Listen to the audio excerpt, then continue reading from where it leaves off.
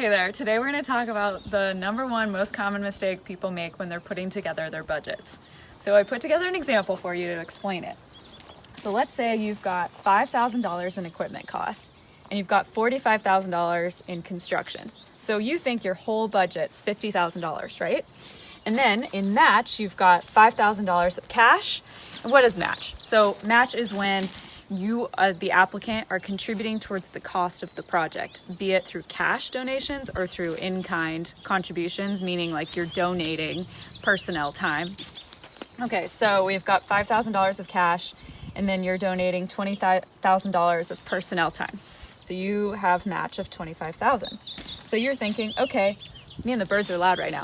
50,000 divided by 25,000, and you're thinking, okay, I got 50% match. Great.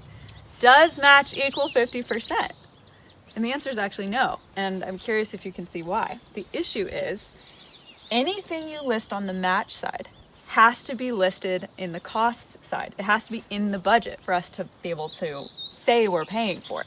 So what that means is that I actually need to add $20,000 of personnel, right? Time, because that's what this is. And now my new number is a $70,000 total project budget. We're still contributing the same amount of match.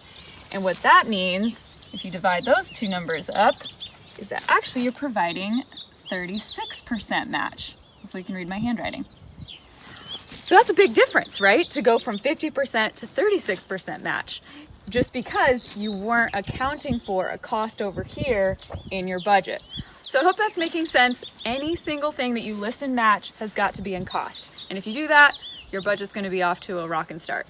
So if you're wanting to catch other tips on this whole grant writing process, I actually pulled this example today from the book, How to Write a Grant, Become a Grant Writing Unicorn. And we turned it into a audiobook / podcast. And you can go and get a copy of it or go listen to it online if you just tap the link below and keep your grant writing learning going. That's it for now.